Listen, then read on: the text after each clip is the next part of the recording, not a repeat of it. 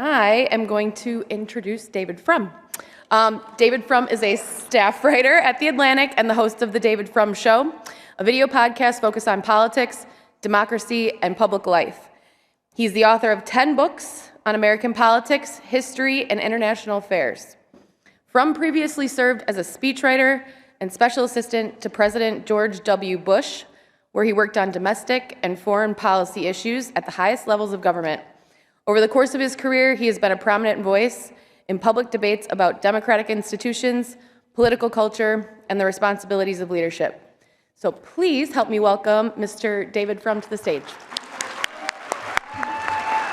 Thank you.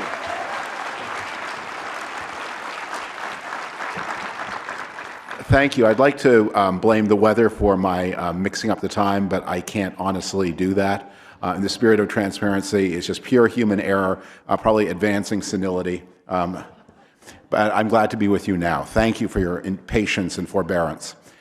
It is always a disorienting experience for me to enter this famous venue, as I first came to know it when, of course, it was the host of CPAC conferences. I mean, now CPAC doesn't meet here. It meets in wherever Nazi war criminals hang out. That's where you'll find retirees. But it was the drama of CPAC was never the events. It was this whole auxiliary marketplace where you could buy crystals and combination coffee pots and ammunition storage units and subscribe to various kinds of get-rich-quick schemes.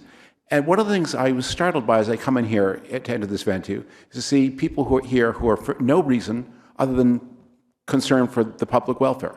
And they're not here to hustle and not here to be fleeced or to fleece others, but to work together jointly for the good of their country. And so I'm very honored to be here with you. It's a refreshing experience.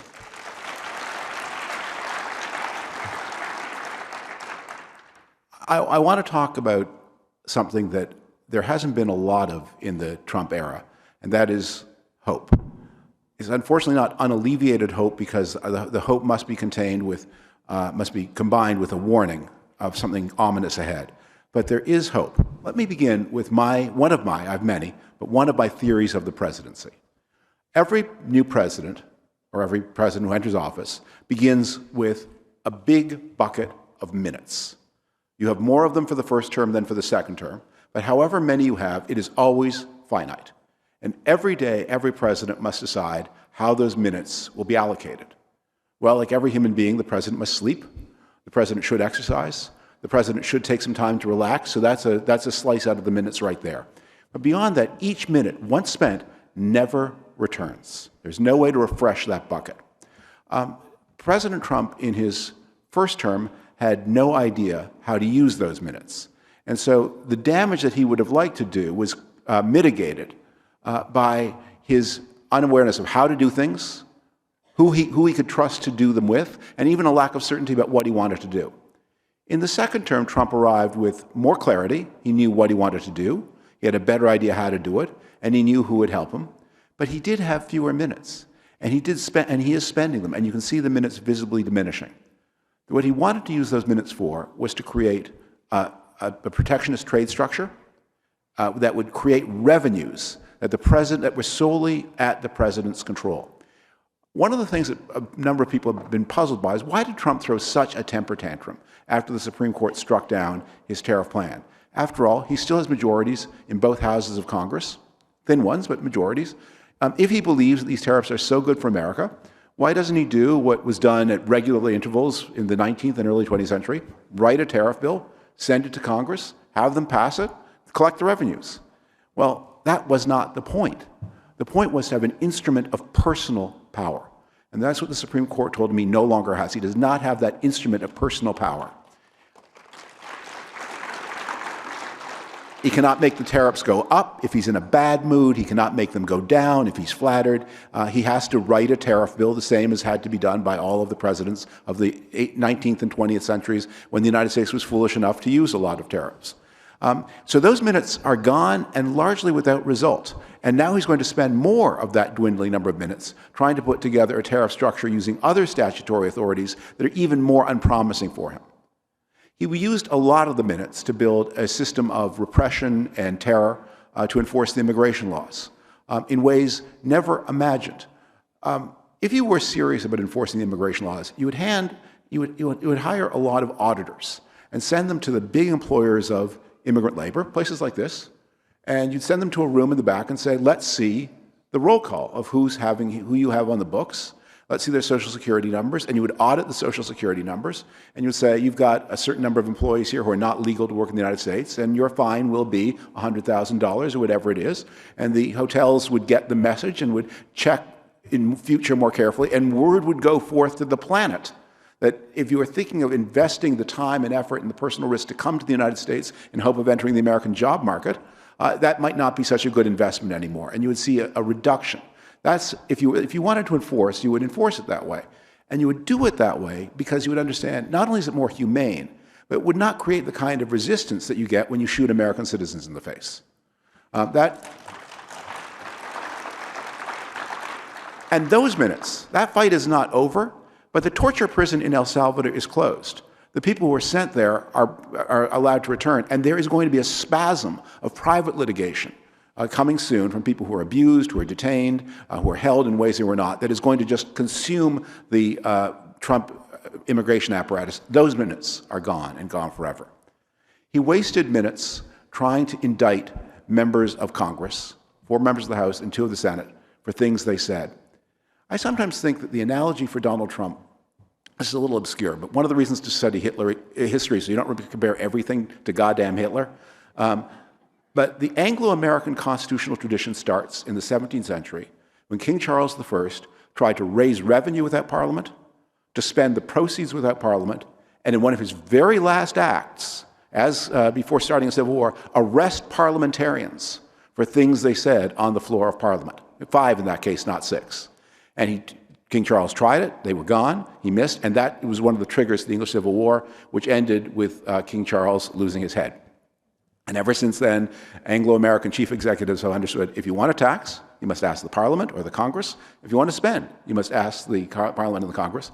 And no matter what fool thing they say on the floor of Congress, you can't arrest them for it.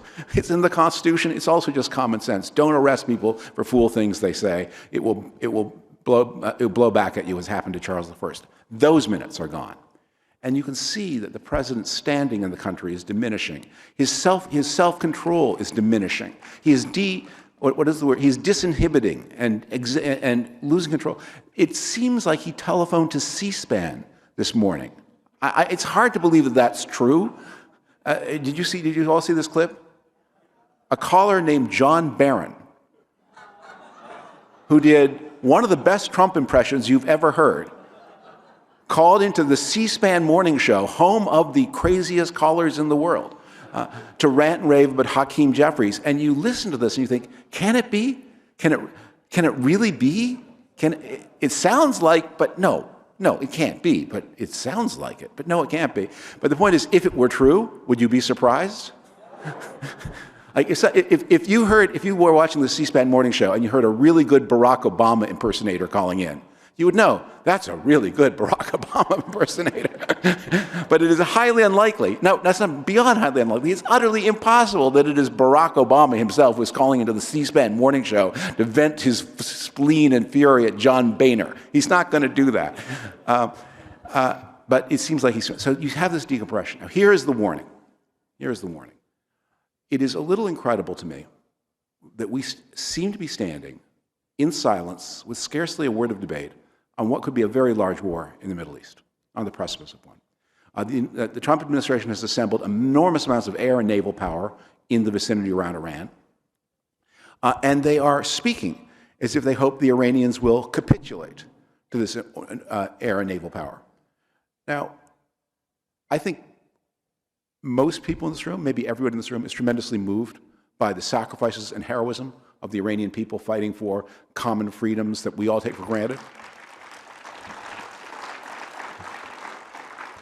We suffered with them through the brutal suppression of the women life freedom protests of 2 years ago, where the Iranian regime seems to have gone out of their way to disfigure and torture women. They use rape as a weapon against not a weapon of war, but a weapon of internal repression.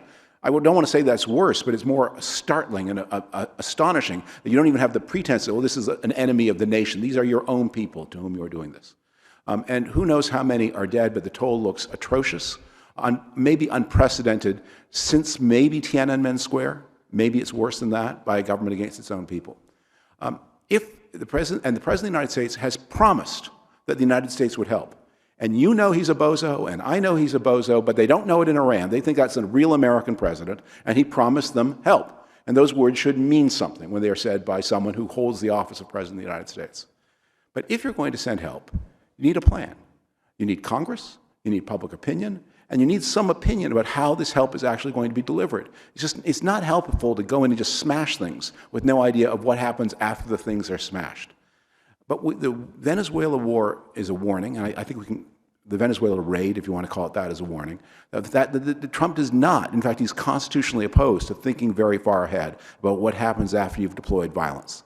That he used, in that case, he used violence to seize somebody for a medley of reasons, some of them rational, a bad dictator, some of them rational but mostly fictitious, bad dictator at the center of the drug trade. Well, he did do some drug trading, but he's by no means an important person. And some of them really crazy. Like, this is the guy who ran the Dominion voting machine scam, and he will, when he's in court, testify that Biden was never properly elected president. I think for Trump, that's a big part of what the Maduro apprehension is about, that he's hoping to get Maduro to testify that the 2020 election was stolen by Maduro and Venezuela's cutting-edge voting machine technology,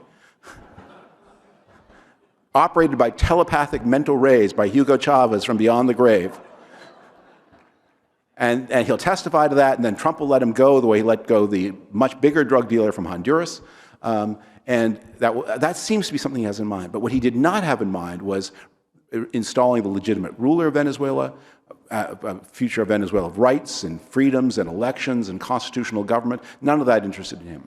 And when you see that precedent, you think, what can be ahead for Iran with this massive display of firepower?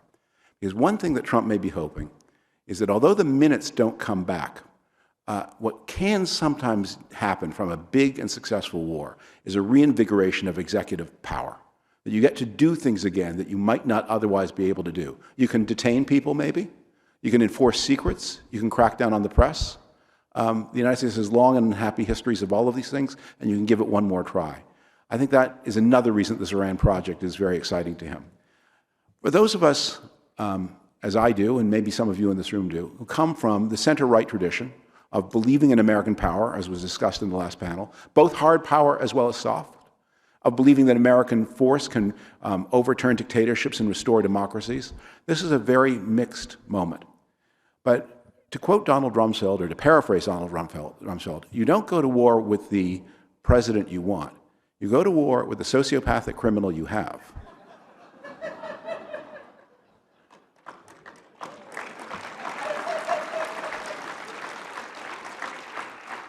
And that makes me nervous. And I think it should make us all nervous. Whether Trump really does it or not remains uncertain, maybe mysterious even to him. It is so extraordinary. I'm working right now on a story about America's negotiations over the future of the island of Diego Garcia. I'm not going to spend a lot of time on that story. You can read about it in The Atlantic.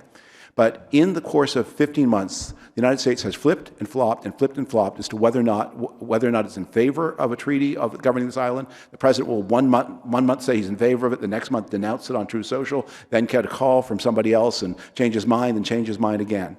That has been the pattern for American foreign policy. When people say that Trump never bluffs, I think there's something true to that, because to bluff is to have one intention but a different outward face. That's not what you describe someone who doesn't have a consistent thought. That's not bluffing. That's just hysterical quavering. However, once he makes up his mind, when we get through this Iran business, we are on the way to the elections of 2026, where Trump's efforts to exert executive authority have failed. More minutes gone. And we may be about to see the restoration of meaningful checks and balances in the government, and some restrictions on arbitrary power and the corruption that follows. Let me pause there and take a question if you have one to ask. Yes, sir. Thank you so much, Mr. Frum. My name is Connor Clark. currently at a small econ-focused think tank and at University of Maryland. A lot of us are privileged in D.C. Sometimes we can get a quick word in with a congressman or senator, and I know I've done that, and sometimes I wonder what to do with those 30 to 90 seconds I have with them, because we've seen critics of Trump, mostly Democrats, willing to die on certain hills. Yeah. It was healthcare subsidies a few months ago, which I admit that was not my hill to die on as a center-right guy, but I can understand why they were going for ICE. And then you look at what the last panel was talking about, with Democrats decided not to die on the hill of all foreign aid, but they and a lot of good-willed Republicans went to the mats and preserved PEPFAR. So for those of us who are citizens and active and engaged and, not just getting mad about the latest tweet, how should we think about leaning on leaders in Congress or media or wherever we as citizens can have influence to say, hey, this is something you should go to the mats for to check this administration? And then what are some things, how do we know for sure that it's just culture war nonsense and not to bring that into it? Look, I don't like to tell working politicians their business. And I think it's also, we always have to keep in mind the difference in the urgent and the important. And politicians live in the world of the urgent, and one of the things that you can do here is live in the world of the important, which is often not the same thing. I had the experience a little while ago speaking to a group of Democratic office holders, and just sort of as a troll trying to get them to say the phrase free trade. And they couldn't do it. Couldn't do it. They couldn't do it. We're against dumb tariffs. I say, well, what are smart tariffs? Are there such a thing? What would a smart tariff look like? How would you know the difference when you had one? But they couldn't do it. But look, there's a tension here, and I just think we have to live with it, which is the reason Trump is dangerous is because he's not like a normal Republican president. But the reason he's unpopular right now is more because of the things that are more like. He's doing upward economic redistribution. He's failing to deliver economic growth. He's not paying enough attention to the cost of living for everyday people. That's most probably what is dragging him down more than anything else. The ICE business probably makes it worse, but I think he could get away with a lot of that if this year was prosperous as 2017, 2018, and 2019 were. And we know the truth that he's not in the tradition of his predecessors. He's not in the tradition of Romney and McCain and Bush and Reagan and Bob Dole. But a lot of people think he has all of their worst features, none of their good ones, and that's why he's in trouble. And Democratic practitioners understand that and are restraining him in the way that they know best, because they have their job, you have yours. All right. Thank you. Thank you, sir. Yes, ma'am. Mr. Frum out here, sir. Back here, yeah. Two-parter question. Part one, has Hegseth texted you the Iran battle plans? Yeah. I'll get around here so you can see me. And then part two is, how confident are you that the elections and the midterms of the next election will have integrity? Yeah. Let me answer the first is a joke, so I'll answer the second one. Second one seriously. I've had two conversations about this on the podcast I do with knowledgeable people. One is Michael Waldman of the Brennan Center, and the other is Stephen Richer, who I think is known to many of you and the people in this room. And the conclusion I've taken away from both of them is it's going to be surprisingly difficult to manipulate the congressional elections, which are administered by the states and which are run over, as Stephen Richer points out, 9,000 separate voting jurisdictions in the country. You can try to send ICE agents to intimidate a certain number of those 9,000 centers, and maybe if the election were really close, it might do you some good in some places, but it's probably not going to be that close, it looks like.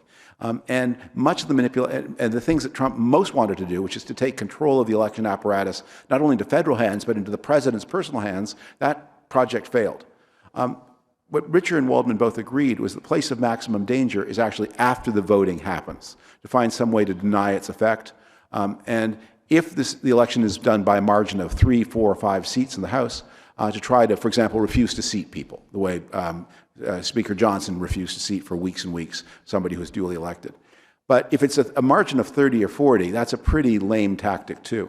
So I would be very anxious about it, but it's not one of the things I am these days I have in the past been extremely anxious about it. Right now, I just think when the margins are shaping up to look like the way they are shaping up to look, it's not a very effective method. The system is just too messy and local and diffuse for any one person, however malicious, to try to shut it down entirely. Good afternoon, sir. Are you happy with what President George W. Bush has said or not said about President Trump, or what would be your advice to him if you had a magic wand for him to say? Well, there's what I would advise and what I would personally do. Look, I'm a hothead. And I'm going to say what comes into mind. But and I sometimes wish other people were a little bit more hot-headed. I can't help that feeling. But it's important to know that sometimes people in politics take strength from the opposition against them. And the question I would ask you to contemplate, if you were Donald Trump and George W. Bush came out and denounced you for this or that, especially on an immigration front, what would you say? How would you use that? Would that be a problem for you, or would that be a resource for you? And I'm inclined to think he would find that a resource. Same thing with Barack Obama. And I think presidents make their biggest impact, not by the ex-presidents, not by the things they do, by the places they go. So one of the things that I had wished would happen was after the Trump administration made those horrible comments denigrating the sacrifice of America's allies in Afghanistan and Iraq, I think it would have been a good idea if the living presidents, especially George Bush and Barack Obama, the two who were at the front line during those wars, had just gone on a joint trip, no speeches, just to lay wreaths. Go lay the wreath in Denmark, lay the wreath in Great Britain, lay the wreath in Ottawa. Just make it say, we did not forget. Say no more than that. That is powerful. But open speech can give Trump the energy he needs to say the world is against me, and to relitigate elections past when politics is most powerfully about the future.